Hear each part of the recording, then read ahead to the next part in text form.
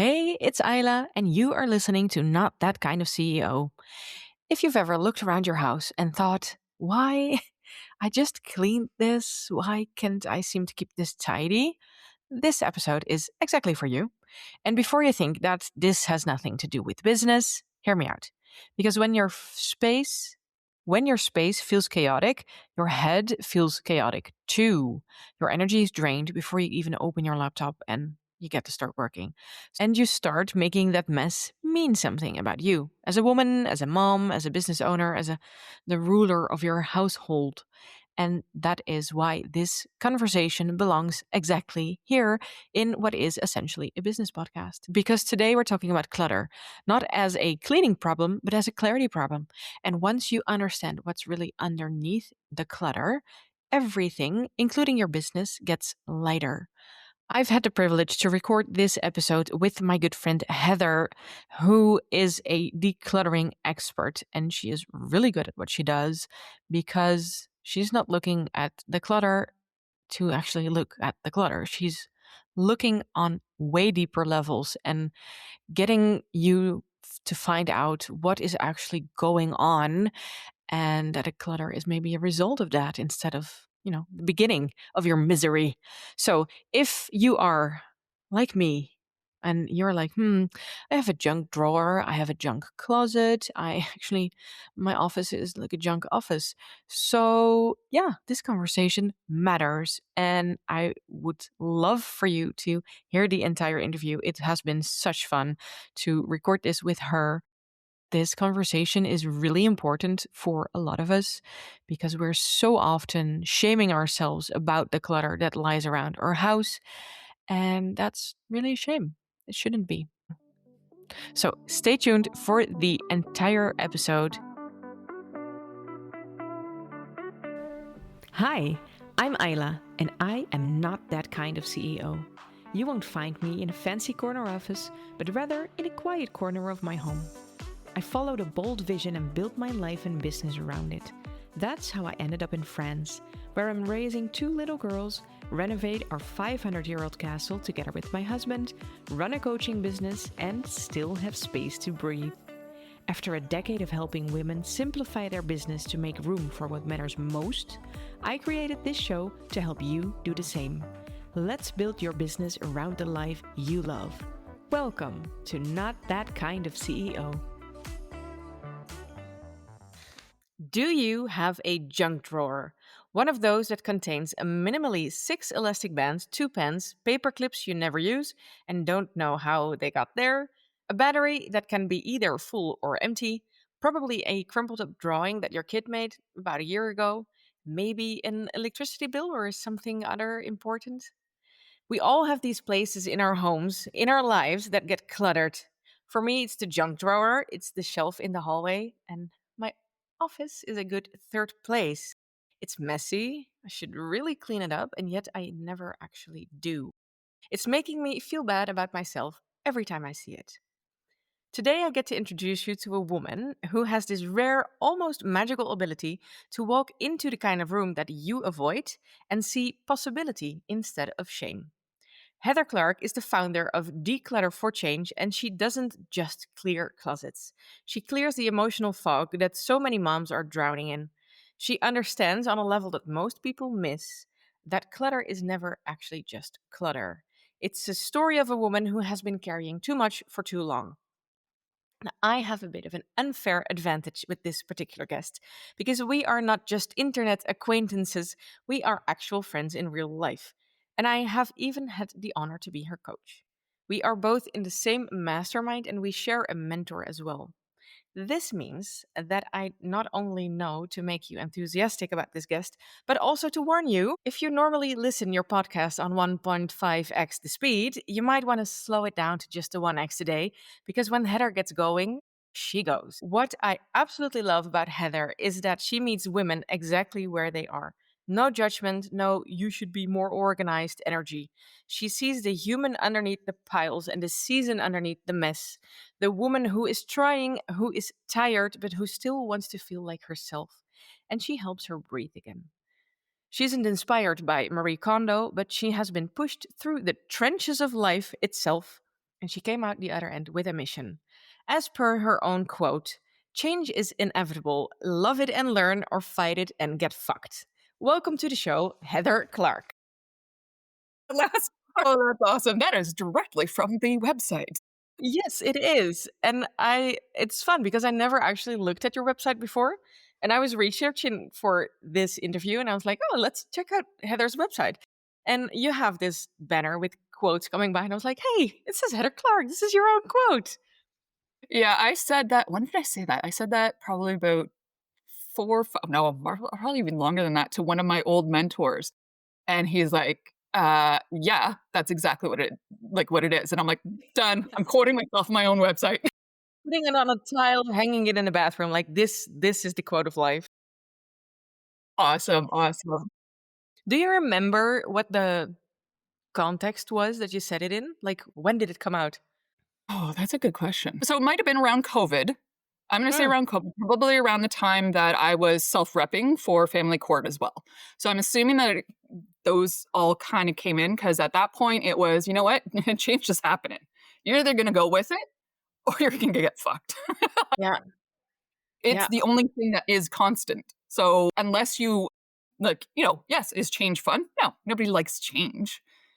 But embrace it, embrace that chaos, and let's clear out what isn't moving forward, towards your future you. It sounds very cool. It sounds like it was the moment that your business started, but I think it already started before that. Yeah. So what ended up happening? So because I was in family court and self-repping and I had a full-time job and I realized as I was getting ready to go to court, I had to decide what was going to be, not on my plate anymore. And as much as I hated it, and as much as I was like, but the full-time job helped me with court, and I didn't have to think like I do with my business. So I put this online stuff on hold, and actually even my local cleaning and organizing and stuff business as well. I put those on hold so that I can focus in on the court because if anyone knows, self-repping yourself is not exactly the easiest thing to do, and you definitely have to have a few things focused. But I've been doing this business since about 2017. Yes, I want to say 17 is when I originally it started off actually as an organizing business. I wanted to come online. I didn't know what. I was like, oh, I know how to do organizing. Let's do that. So got a few clients. I was like, cool, this is awesome. Help them with their things, did a whole one-on-one plans, all that stuff. And then all of a sudden, poof, they disappeared. I was like, whoa, what happened? So I contacted them and I was like, hey, so what's going on? And they're like, listen, it has nothing to do with your plan, it has nothing to do with this. It was great. It was like you were so detailed, you were so like in tune to what I actually wanted. But then when I started like trying to clear out the space and whatever, they're like, I froze. And it was like, oh my God, that's what it is. It's not that people don't know how to organize.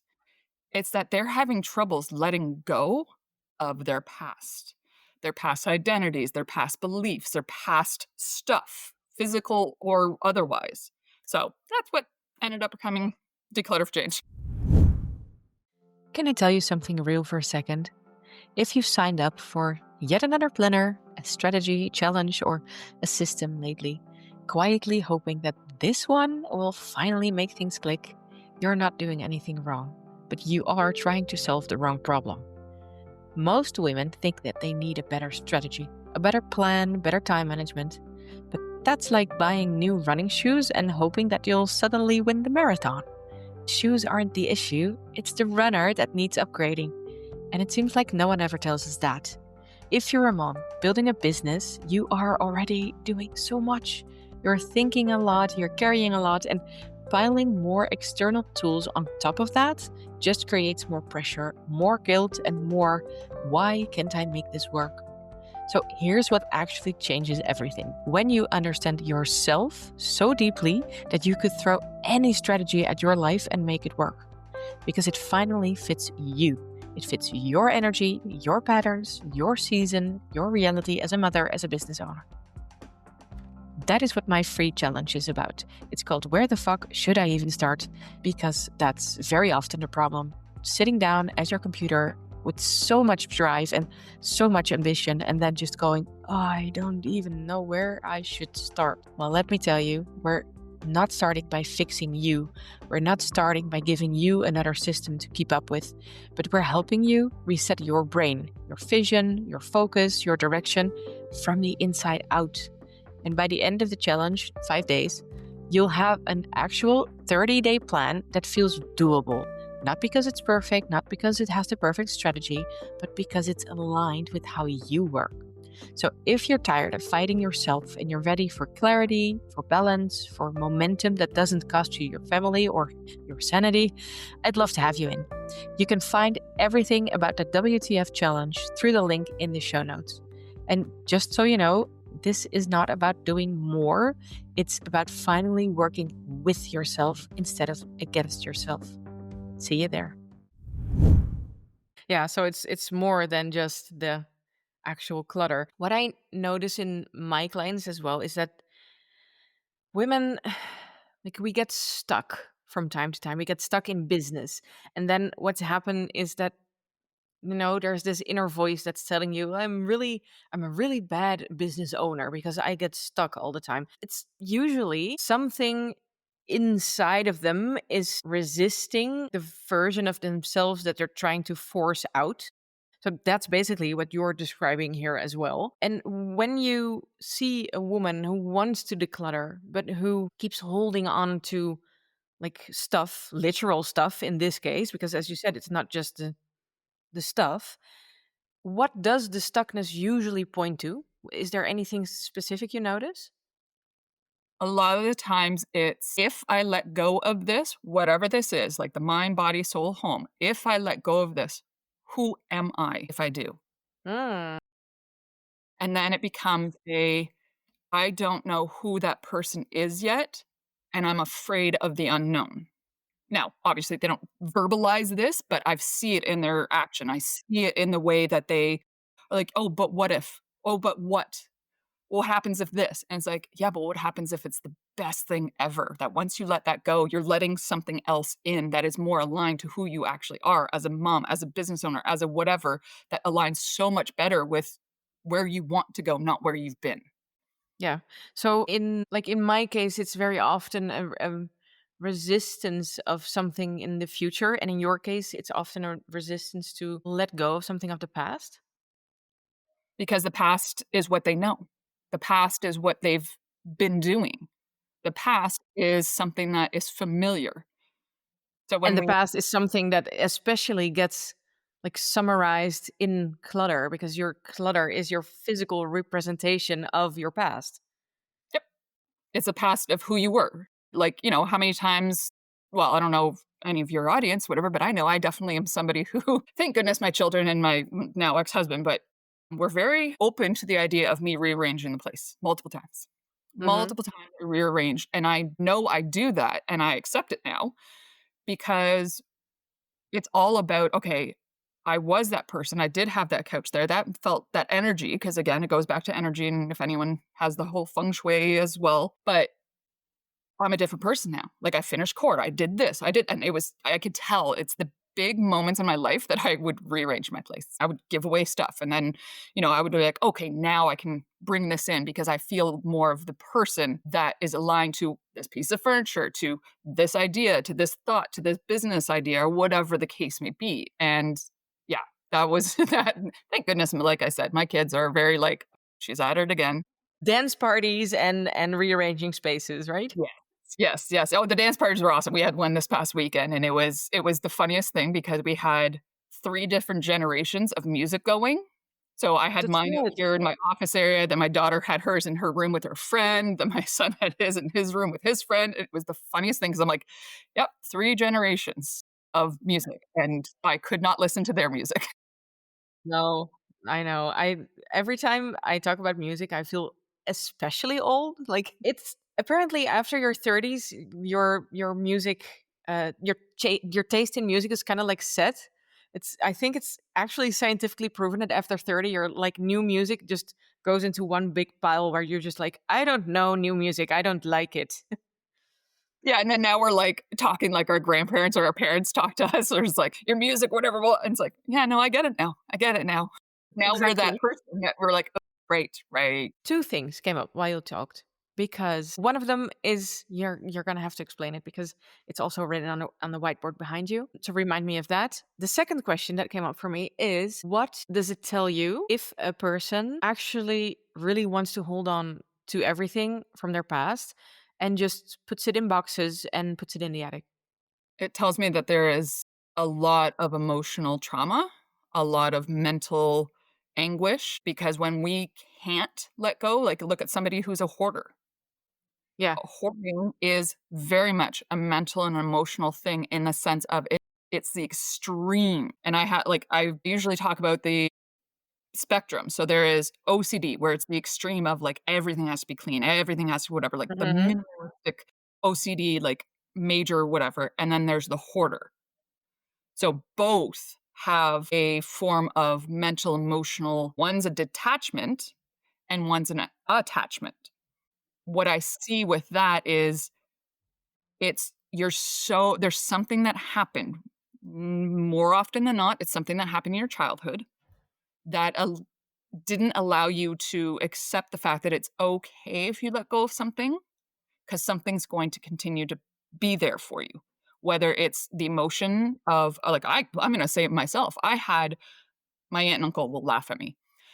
Um, but I had a pillow, okay? A pillow and I had slippers and there was something else I had that I was attached to in my 20s, okay?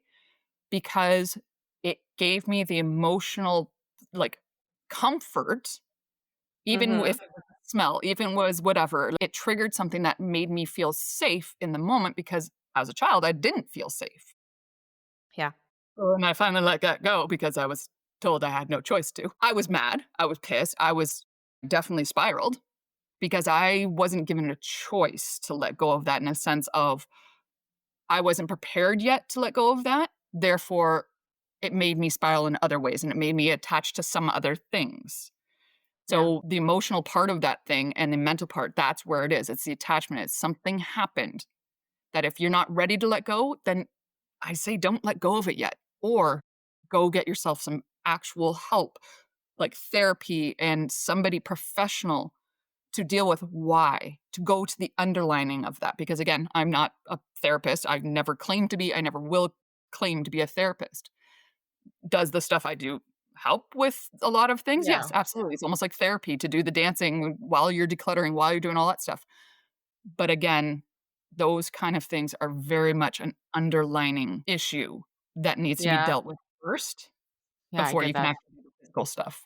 Yeah, and especially if you're, as you said, like if you're on extremes of the spectrum where you're either very detached or very attached, like help is probably more necessary than for someone who's more in the middle of the spectrum. So I actually recognize that a lot what you just said. I had my stuffed animals until like deep into my 20s in my bed, and guys I dated would laugh at me like, "You sleep with a bear?" "Yeah, I sleep with a bear. Don't come from a bear." And somehow when I moved into my now husband's house, it got stuffed into a box like I didn't need it anymore. It's still here.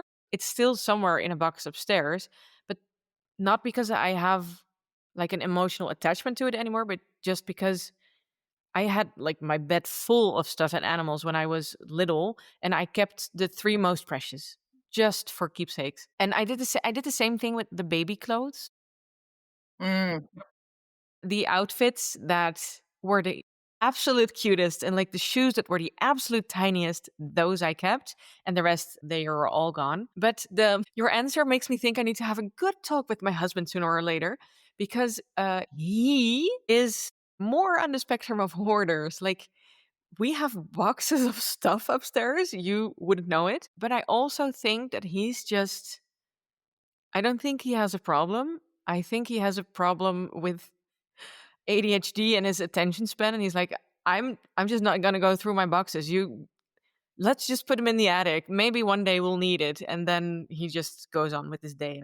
I find men, the way that men's brains work are totally Hmm. different, and it's been proven, obviously, that the box that he has upstairs is like the box in his brain. He can shut that. and he Yeah. can not think about it. Whereas us women, we know, "Oh, well, we've got 5 boxes up there while we're cooking breakfast or while we're doing whatever for the kids or while we're doing whatever." Like, women's brains and men's brains are so different. This is why I love working with women because obviously, A, I am one, so I know how they work, but I also work with men as well on the side just because it fascinates me just how, like, they're like, "Oh, yeah," and they don't even call it clutter. That's the thing. They don't call it Yeah. clutter, whereas women instantly call it clutter. Yeah. Yeah, that's true. That's true. I think that maybe it was in a mastermind lately where we discussed how like a man's brain is shaped like a waffle with neat tiny squares and a women's brain is more like a bowl of spaghetti where everything is just running through each other. So yeah, I can totally imagine how that goes. What happens because for those of us who are actually bothered by the clutter that we have that moment where you open that one door to that one cupboard and you're like and you're like you're just tightens a bit and you're like yeah no not today and you close it again. What is actually happening inside a woman in that microsecond where she just looks at it and goes nope. I'm gonna say it's shame that she hasn't done it yet. I've heard that Hmm. so many times. I should have been able to do this already. The shoulds that come out of their mouths Yeah. when it's like, "Oh, this has been here for however long, 2 months, 2 years, 10 years, whatever." As soon as they open it, it's a constant reminder. It's a constant, like, emotional tug at their heart that they're like, "Why can't I do this?" I should be able to finish this. Or I did start it and then it got messier and then I got distracted and then now it's even worse than it was to begin with. So with women, it very much is that emotional tug on who they are as a person, which has nothing to do with that. It's just a decision that didn't get finished and that you're not taking the time to finish it. That's about it. Has nothing to do with the fact of how good of a mom you are, how good of a friend you are, how good of a cleaner you are, any of that. It's just a decision that didn't get made. Could we maybe tie this back to what you have on the whiteboard behind you? Because I hear what you're saying. I can't imagine how that feels because let me tell you, I have clutter in my home. Like you'd be scared. You already know this about me. But for example, we got some furniture from the previous owners of the castle. They left some furniture in some rooms. And so we have chests of drawers that are actually still filled with stuff from the previous owners. It's still like it's their clutter that's actually still living here. And I can't be bothered. Like I know one day I'll get to it, but we already have enough cupboard space. It's not like if I needed it, I would have cleaned it out, but I don't need it. And I have other priorities in my life. Like that clutter can live there for now. That's fine. So like no shame on my part for being cluttered, but I guess what I understand about it is if it actually were my clutter and I actually needed that space or something, then you could be feeling ashamed about it. Like, oh, I really like, I actually need this. I should have done this by now. And it makes me feel bad. So you have a beautiful framework where everything sort of ties together because it's not just the thought of, I should have had the time. Like it's not one thing that's causing the shame, right? Yeah, and that's another like with that, the okay, yeah, I feel shameful that I've got this clout or whatever, but it's also there's people, specifically women, usually, that if their parents were, let's say, hoarders, they go to the Mhm. opposite end. So it's like an identity thing of I cannot be like that. I cannot be that person. Or it's as a child, like I had one client years and years ago where as a child, she was never given the choice to actually let go because her parents or mom Mm. specifically would clear off her desk, throw out all the stuff. And so as an adult, when she had the choice, she kept everything. So a lot of it is very much an upbringing thing where if you Mhm. see one parent or both parents or whatever or however it is, but it's all tied. It's like I said, it's the mind, body, soul, and the home. So all of those combined, that's the part that Mind, body, soul, and home? Is that what you said?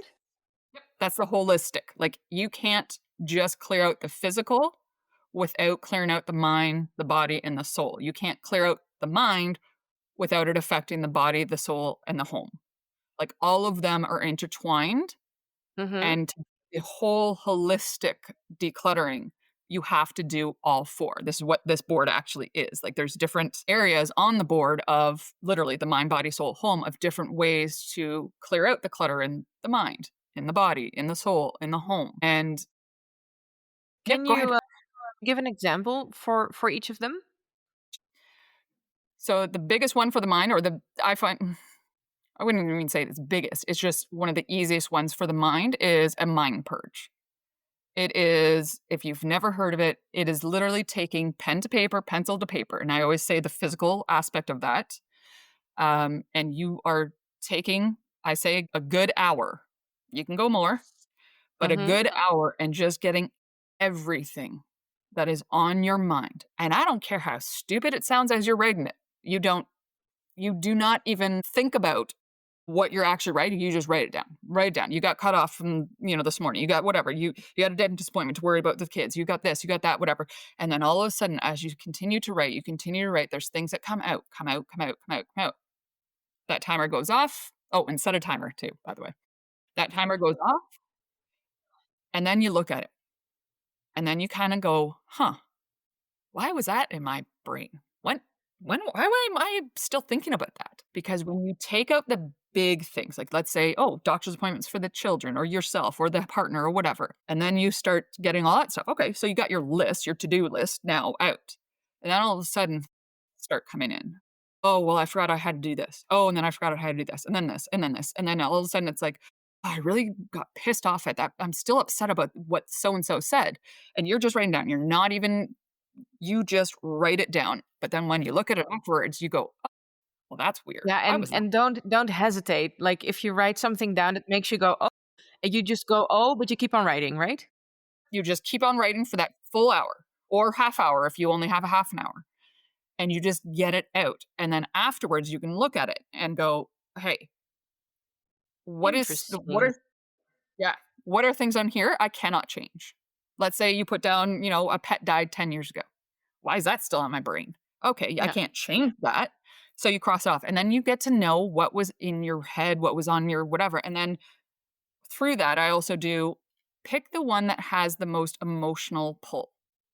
Mhm. So let's say it's so and so said something to me and I'm still upset about it. If that had the most emotional pull, go look at that and go, huh, why? And then continue and journal about that one thing that had the most emotional pull and go, what? Why is this still in my head? What can I do about it? If it's something I can change, then let's change it. So that's the mind. In a nutshell, that's the mind.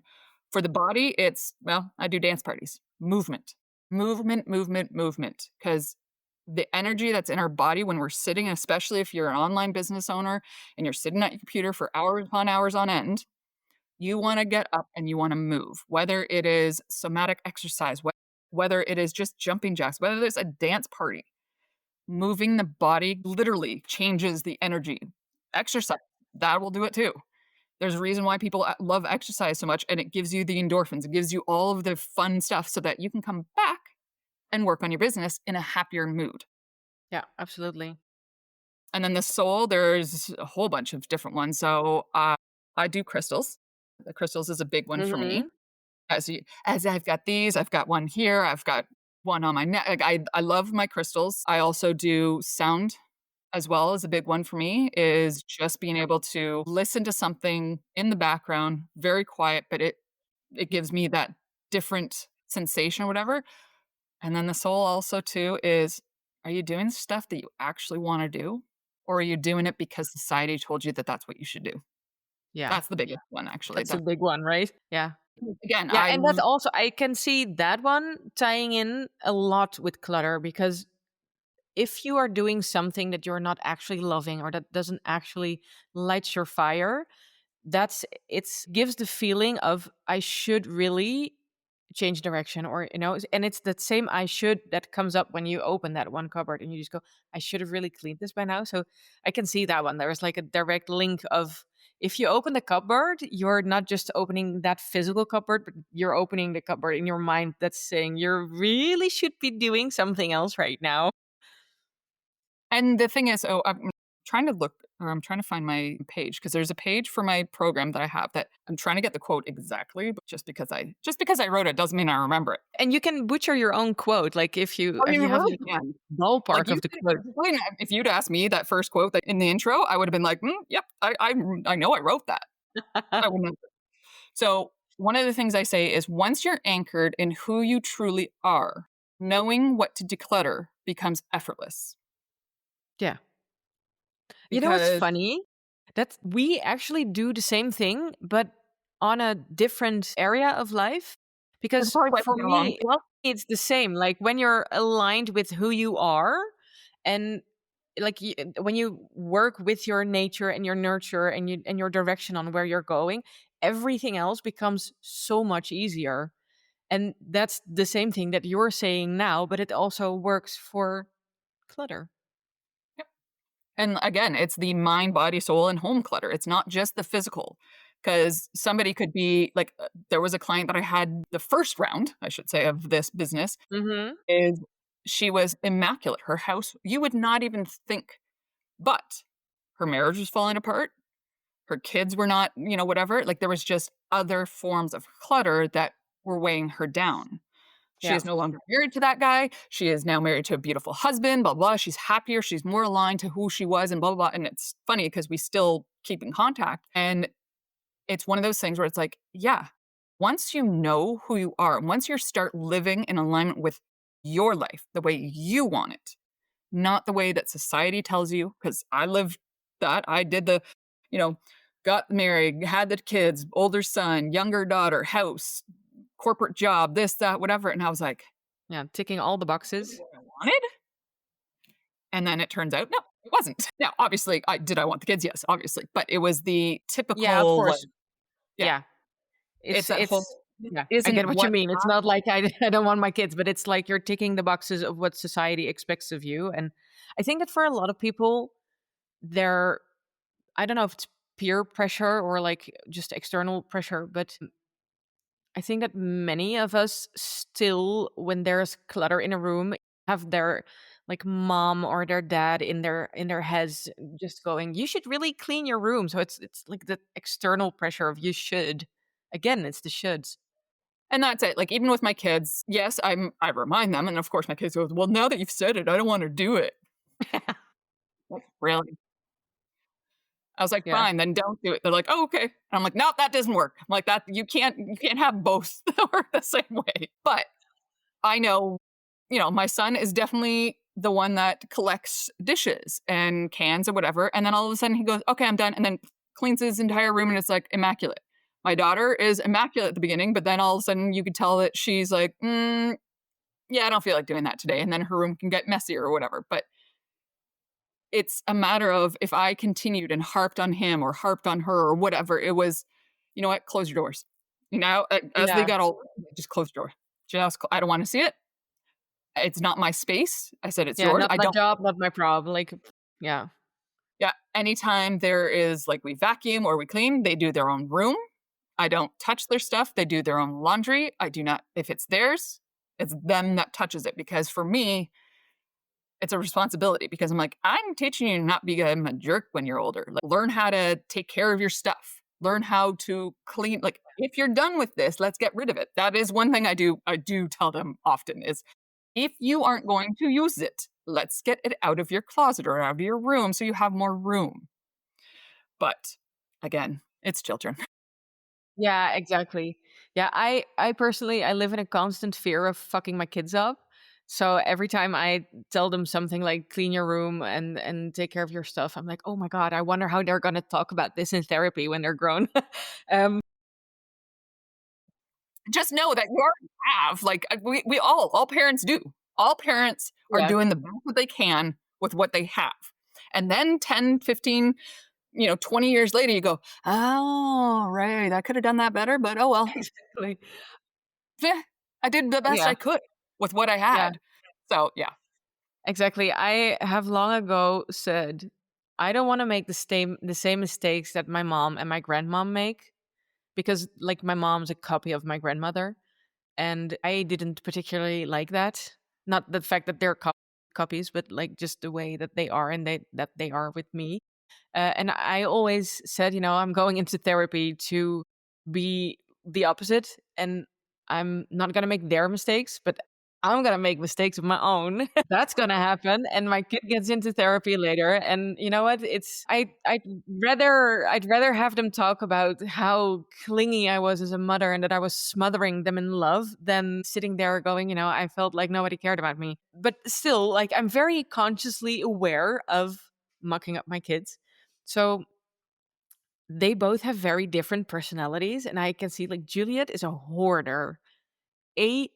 She's also a 6-year-old girl, so they can be by nature hoarders, but she she will actually pull things out of the trash can because she's like, we can throw away this old banana peel because we might need it. Why the fuck would you need a dirty banana peel? Like, no. And every box that I try to throw away gets taken out of the trash again because it has to be a house for one of her stuffed animals. And then on the other hand, we have Milou, who's three, and she does the laundry. Like the other day I kicked off my shoes to go sit on the couch, and I actually went to sit on the couch with my shoes on. And then I was like, okay, don't be a pig. Take off your shoes, Ayla, which I did.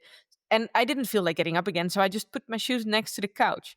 And in marches my 3-year-old, and she looks at those shoes and she's like, Mama, you're not supposed to put your shoes there. You're supposed to put them there next to the door so you can take them with you to the closet when you walk to the kitchen. Okay. Thank you, my little mirror of things that I say to other people. Isn't that great when you're that young that you're just like, "Hi, thanks. Yeah, I Yeah. know. Just repeating what I said to you. Okay, fine. Yeah. Yeah, Great." but she actually does it. Like Juliet, she knows it, but she never does it. And Milou, she knows it and she does it. She's very tidy.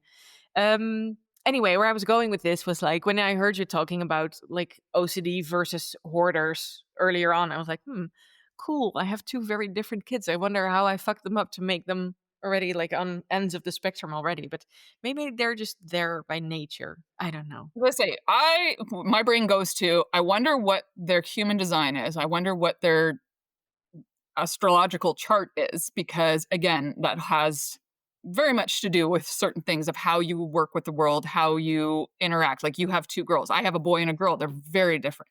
Yeah, But again, they're a boy and a exactly. girl. But then I have friends that have 2 boys or like you, 2 girls that they are still very different.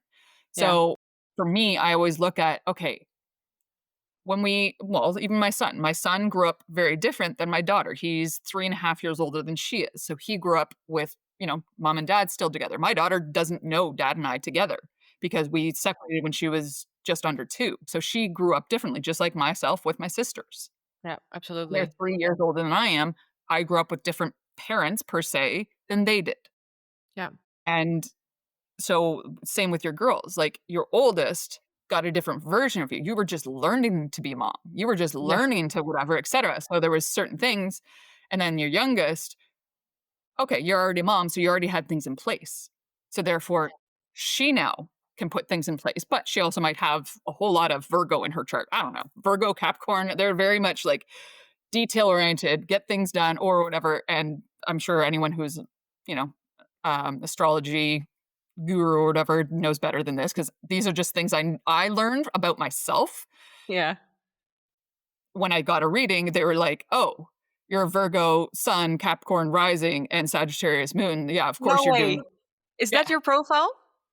those are my 3 big ones, and then, of course, Libra, I have a stellium in Libra, which is very equal. Yeah. So you were literally born to do this. I was literally born to do this, yes. So, yeah, well, that's what she said. She's Absolutely. like, "Oh, if you weren't doing this," she's like, "I would have told you to start doing this." She's like, "Because just the way that your blueprint is when you were born, this is what you were meant to do." And so I stopped fighting it at that point, Yeah.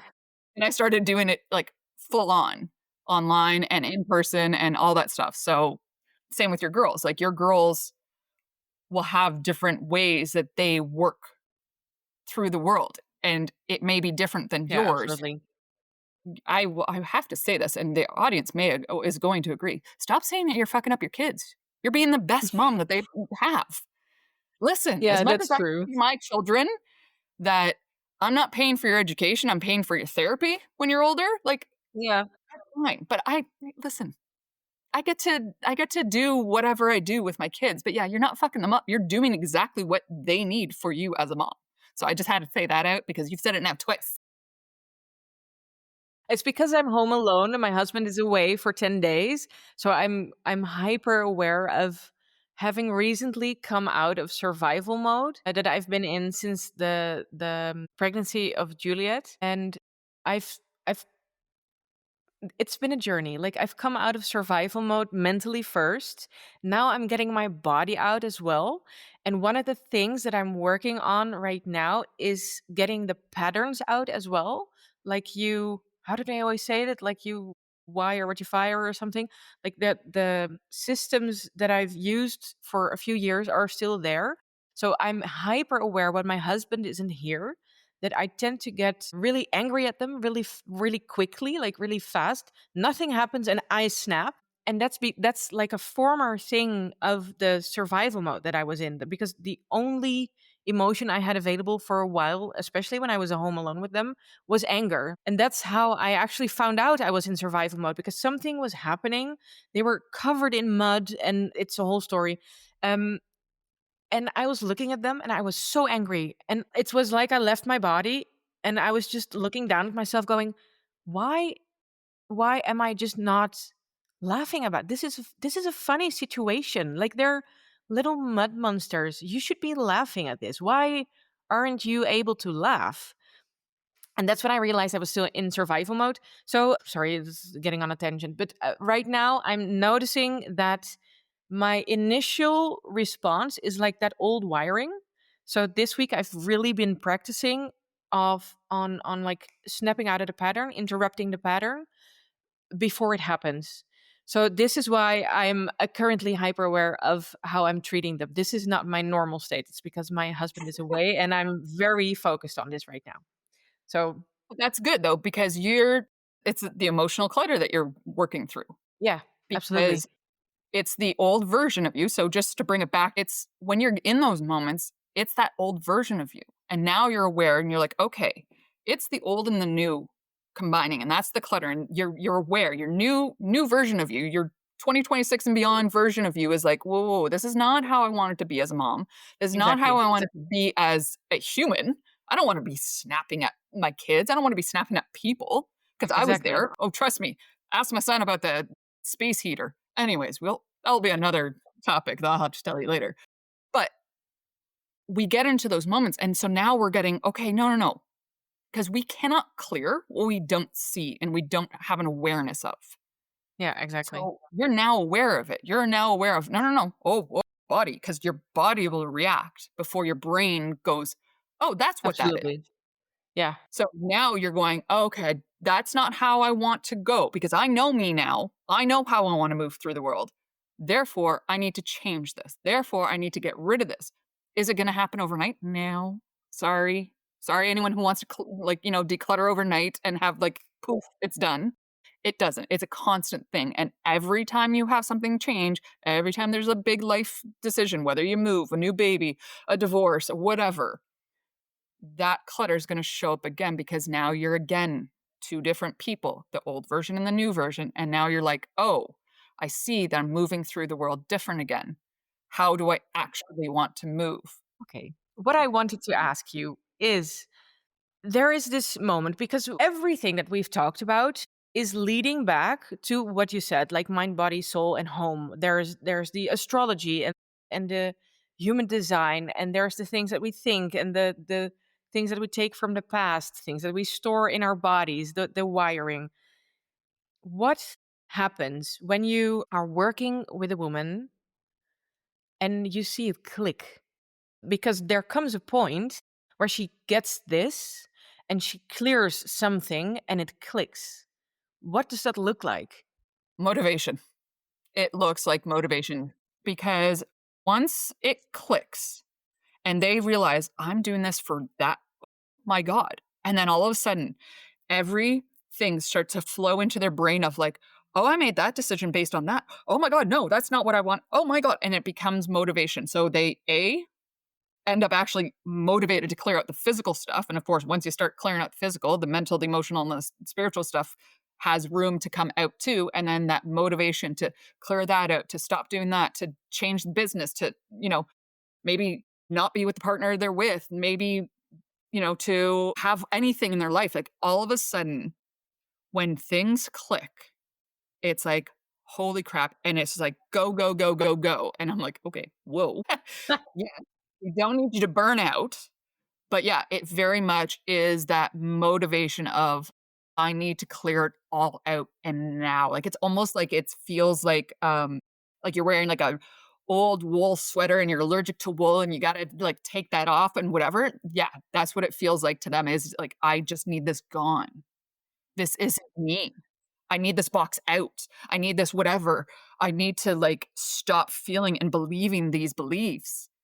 And it's crazy because then all of a sudden, their whole like, a year later, like and like I said, I have so many clients that I've, still keep in contact and stuff. It's so funny because they're still using the methods year after year after year. Like, one lady, I had one session with her, and I remember a post, and I actually still have the screenshot of it, and she goes, I haven't done a session with Heather for 6 years, and I'm still using the same things every time I'm doing something different, or I notice that something in my life has changed or whatever. It's like, okay, no, I know how to do this. And that's what it is. That motivation. Once it clicks, once you realize authentically who you are, yeah, things click and the motivation just keeps going. I actually expected you to say something like calm and serenity or something quiet happens, you know? But instead, you gave me the exact opposite answer, like it's motivation and it's go, go, go. So that's really cool, actually. Yep. Just like when it clicks in a business, like, your audience, their moms, they're going in a business. Once something clicks in their business, it's all of a sudden you can work on it for hours upon hours upon hours Yes. without the burnout, without the whatever, because you're motivated to do it. And all of a sudden, like 5 hours later, and you're like, whoa, I should probably eat. I should probably do this. Oh, I should probably check on my kids. Like it's here. I was like, oh, right. My kids are with me, not dad this week. All right. Yeah. It's those things where it's like when you're so focused and you're so aligned to whatever it is, like I said, the decluttering, whether it's the business online, you're motivated to do it. Yeah, And when the absolutely. moments of like, oh crap, okay, yeah, I've got to do this, whatever, you're like, yeah, I'm still going to do it because I know what this means once I get past this. I know that I got to clean that closet that's in the front because, oh my God, every time I open it up, I feel like I'm going to throw it, like everything's going to fall on top of me. But now I'm motivated to do it because I need that out because that stagnant energy in there, that whatever is in there, every time I open it, oh, it's on my mind.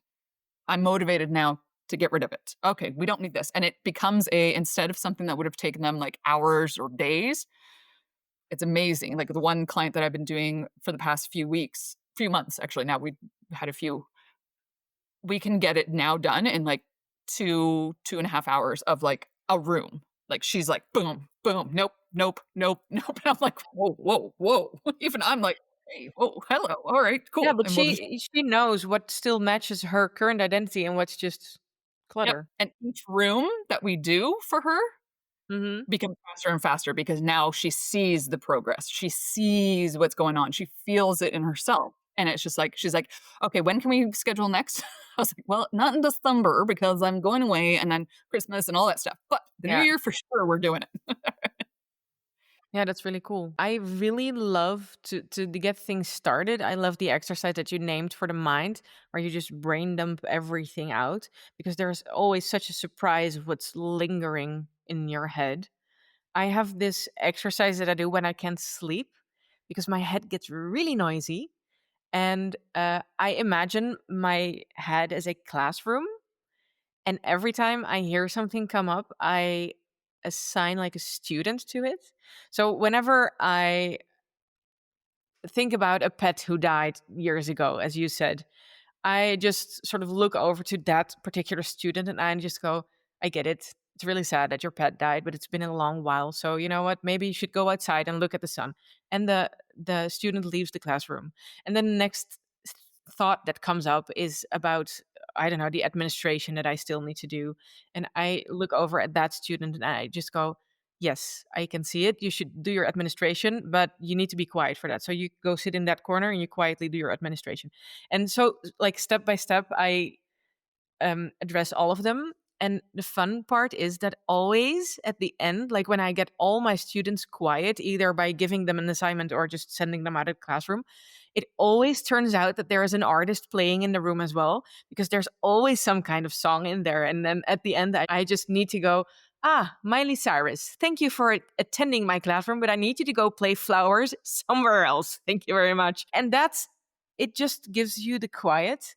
So I really love that you mentioned an exercise kind of like that, where you're just acknowledging everything that's in your head and just saying, "Oh, you're here. Oh, you're here," and just getting it out. What is it's there's some again, if you don't know it's there, how can you clear it out? So if you Exactly. don't know that you were thinking about your pet that died 10 years ago and you're like, "What? Why does that still?" "Oh, because their toy, I still have it in the thing. Oh, what can I do?" Whatever. These are things that you do after the mind dump, but what are things that I can do to honor that memory and that, Yeah. it doesn't have to be so sad anymore, and I have another pet now, so, like, am I really giving that pet the honor they deserve being here with me physically right now? It's things like that. It's like, "What? I didn't even know that that was on my mind," until you do these exercises, but I love that exercise in the sense of, like, that obviously it doesn't work with me because I can't visualize things, so, like, I'd literally have to have the student with me. Touche. Yeah, exactly. But I do if I'm really in like, I have a notebook that's beside my bed that There you go. if I'm in those moments of, like, "Okay, why is this still in my head?" I'll write it down, I'll turn my nightlight on or whatever, and I start writing down because 'cause I'm like, "Listen, you wrote it down. You're not gonna forget it tomorrow. It's Exactly. down, it's whatever, it's scheduled in for tomorrow or whatever you need to do. Go to the heck to sleep." Or Yeah. that's where I will put the frequencies for sleep because sometimes my brain just won't shut off, and I'm just like, Mm, I listen to the music, and it just have something to because my kids do fans. I don't know anyone else has fans, whatever, or their kids have fans. They have fans. Maybe it's a oh, you thing, mean like literal fans literal that blow air? Yeah. monitor rooms, and so that's how they need I sleep. honestly, I was like the word fans, and the only thing I could think about was OnlyFans, and I was like, your kids are recording OnlyFans in the night or something? What's going on here? Fans to blow air around. I get it, and they No, make the fan actual noise, like the physical whooshing. fans blowing the air. Yes, sorry, my bad, my bad. That is definitely not my children. Oh my goodness, that's funny. No, they literally have fans because they're the same way, like, obviously, their brains keep going and stuff, and I'm like even in the middle of winter, like, we're gonna, like, minus 14, 15 degrees Celsius, and they still have the fans going on at night, so sometimes I'll have a fan if my brain just doesn't wanna shut off, but for the most part, I try to do the sleep, frequencies, even actually funny part about it is my kids have actually started to do it. So, again, Yeah, as much as I told them, "Hey, do this, whatever." I'm mom. You can't tell me what to do, but then all of a sudden I'm like, "Well, maybe I'll do it on my lead by own example. time." Yeah, exactly. So I was like, "Whatever. You do you." And yeah, I heard, like, my son what was it? The other week, I heard him, like, listening to it loud, though. Like, I was like, "Dude, that I'm gonna fall asleep to your frequencies, and you're across the hall." Oh, and it's good. It's a good thing to learn. Like better listen to frequencies than watch YouTube videos till like deep in the night because it makes you fall asleep. Air quoting that. Yeah, my children try and tell me that all the time. I'm like, no. Nice Yeah, try. That gets the brain going even more." exactly. Yeah. Okay. You have this amazing challenge, and I happen to know that it's coming up again in January. It's called the Junk Drawer Challenge. Yes. What is up with junk drawers? Why do all people in the world who have access to drawers have a junk drawer? Like, what's that? As I say in the challenge, it is a decision that has not been made, so we're gonna throw it into a drawer and make the decision later. It's a part of certain things you haven't decided actually has a permanent home, therefore, that's its home. So it becomes an easy and it goes with the whole family, like, not just you, not just your partner, it's everyone knows it as the junk drawer, or some people have a junk closet, and it is literally just places that it's items that don't have a permanent home, or you're like, "Oh, I'll just shove it here for now." I'll deal with it later. That's usually why we have a junk drawer. And then that doesn't sound so bad, actually. Like, that sounds very logical to me. I happen to sit in an office currently that is full of decisions that haven't been made yet. This is why my office is cluttered, because we don't have a designated area for like the administration maps that I don't need but still need to keep for administration purposes, stuff like that. And I tend to say that my office is like the dirty drain of our entire castle. Like, stuff comes here to die. Well, that's a visual if I know what a dirty drain looks like. Exactly. But if you put it like that, like a decision that hasn't been made yet, it's not that bad, but still people get like they're annoyed that they have a junk drawer. I Mhm. cannot pronounce it, sorry. Like, this It's all will good. It's always all be good.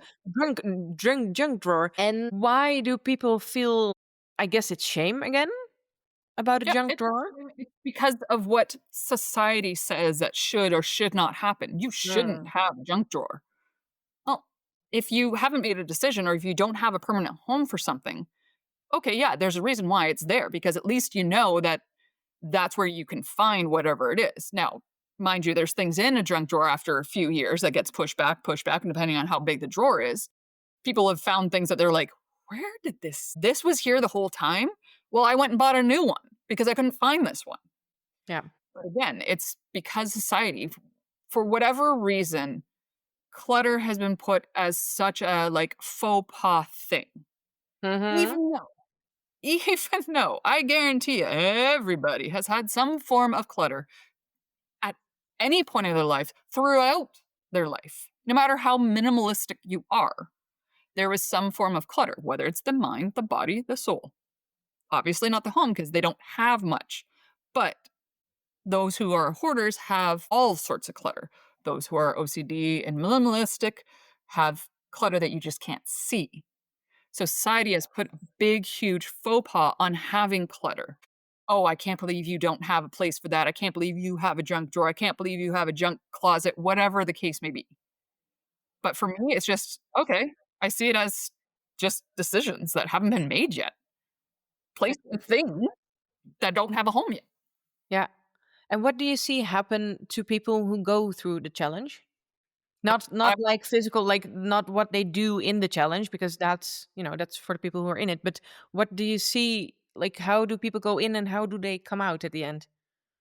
So a lot of people go in obviously skeptical because 9 times out of 10 they're like, "Okay, who is this?" Whatever.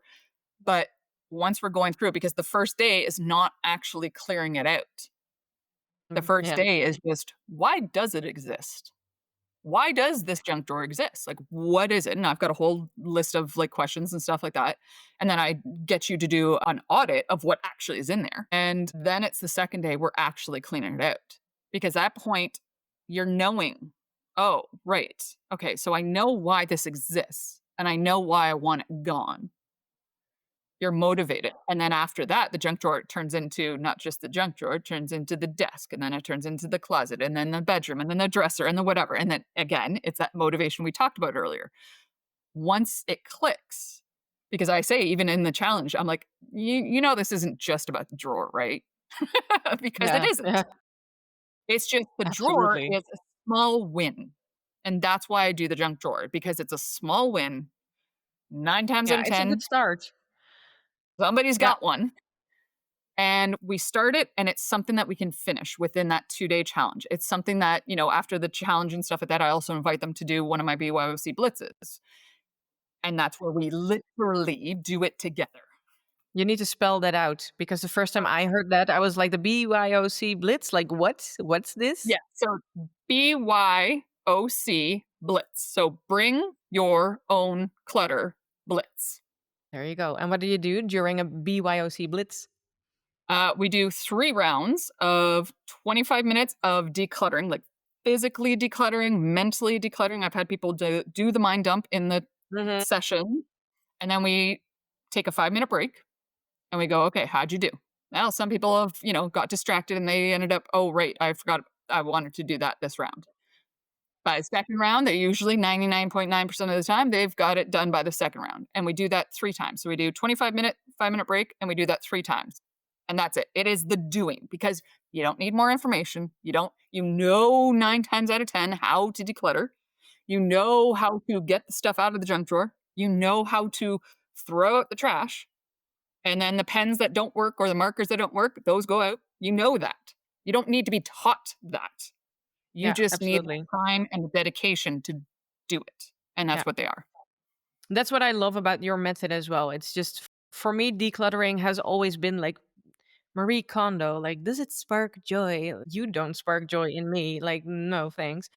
So, And that's why I really like what you're doing. Like, it's more, as you said, it's a more holistic approach of multiple things. And I think it's very good of you to be aware of the fact that you don't need more information about it. You just need to do it. yeah. The best part, I'm going to go back to the Marie Kondo. My favorite part of what's happened to her since she like became, the Netflix blitz or whatever, blah, blah, is how she's realized that since becoming a mom, it doesn't actually make sense to do her methods. No, I Kidding. love that too. I was like, I also kidding. like really cool for admitting that. She could have also like gripped so tight to what she had before, but it was like kids in the mix, things change. Yeah. Oh, Absolutely. yeah, and, like, I remember I had a client, a local client back when that was a thing. Like, her thing was coming out, and she read the client read the book, and she wanted me to do it her way, and I just looked at her, I was like, "You know you have a son, right?" And she's like, "No, this is great." So, I remember I've got still pictures on in my Google, Drive and stuff like that because it made me laugh because 'cause I'm like, "I promise you by the next week I come here, that is so not gonna be the way it is because you have a child." Literally, I don't know, my kids still do it. They literally pull things out and like, "Oh, no, I don't wanna wear that," and then they toss it on the yeah. So you just spend That's how many hours folding all this stuff? But now, the spark joy. Does my toaster spark joy? No, but do I still need it to make toast? Yeah. So, yeah, yeah, it was quite entertaining because it became such a big thing, and I'm like, "Uh-oh, here we go." Now, granted, yeah, lots of people absolutely. decluttered a whole bunch of stuff. Yeah. But yeah, no, that made me laugh, the fact that, like, now that she's a mom, she's like, "Yeah, so about that." Not everything needs to spark joy. Yeah, not everything needs to be good, and not everything needs to be folded that way. Yeah, exactly. When people are interested in joining your junk drawer challenge, where can they go? What can they do? Where can people find you to hang out with you? Anywhere on social media, I am at Declutter for Change. And then Declutter same with for my change. website, my website is declutterforchange.com. Actually, you know what? Go to declutterforchange.com/links. That's where you'll find it, actually. That's all my links. That's actually where the replay for this will be too. I have one last question for you before we round this off. And it's one that I ask all my guests, and it's always giving me very cool answers. If tomorrow we're in the middle of the week, so you'd have to sorry, you're gonna have to imagine it.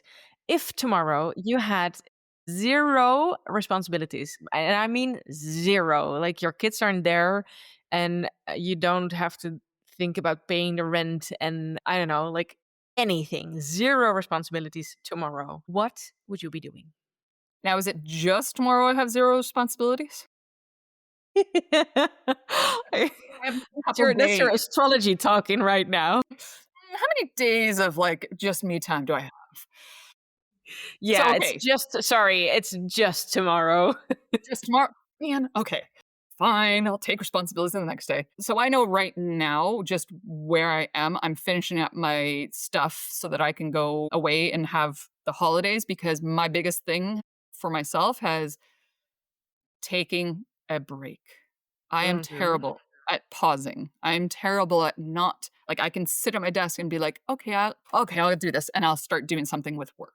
For me, it's if tomorrow I have 0 responsibility, 0 whatever, I'd be finishing up the last bits so that Thank you I so much can for actually listening to the Not dates that That I Kind of said I was taking a CEO. break, I can If this actually episode take that gave you break. clarity, encouragement, or What just were your even a signs moment to again? breathe, I'd love it if you left Exactly, a right? review. It Virgo helps more sun, women like Capricorn you find rising, this and show, and that Sagittarius means the world to me. moon. I know, And with a if you're Libra, like ready I to have to build a always say, business that fits your life, this you is yeah. know where to such a find me. classical See answer you for in the you. Like, next I have episode. Yeah. zero responsibilities, so I'm actually gonna do things that are very responsible. Yep, that's the Cap rising in me. Okay, so let's ask it again. If you had someone else Who was going to take care of all the responsibilities for you? Like, you magically had an assistant appear tomorrow who knew everything about everything you're doing, and you could hand all that over to the assistant.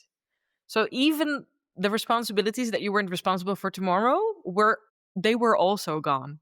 What would you then be doing? Good question. Now you're silent. Now you're just going, what? Yeah, no, because now it's like, okay, so that's just something I would choose for me, and I don't know what I would choose to do. Probably go to my best friend's if she's got the day off, whatever, and just hang out with her because she lives about 40 to 45 minutes away. So yeah, if she had no responsibilities and I have no responsibilities and everything got taken care of, I'd go hang out with her for the day. That sounds amazing. That's an answer that we like to hear because we are all CEOs and not at the same time, we're not that kind of CEO. So we need time to relax and not have responsibilities from time to time. So I would suggest that you call your best friend and say that any day now you're coming over to hang out. Well, she already knows that we have to do an IKEA run because my daughter has gone from wanting a certain vanity to not wanting that one to now wanting the vanity that comes from IKEA again. So yeah, we will be So doing you're that. going to do stuff again. Like, because You make me crack up. gotta ask me after the holidays, okay? Okay, that makes sense. Yeah, that's true. Okay, that's your big excuse here because we're recording this at the beginning of December, so everyone's head is just going poof with lists right now. So, okay, yeah, you're off the hook. Thank you so much for joining. And not that kind of CEO, Heather. Any Thank you. specific parting words you'd love to share with the audience? What is the word? I'm just proud of whatever you choose as long as you're choosing you first. Well said. Thank you so much, Heather.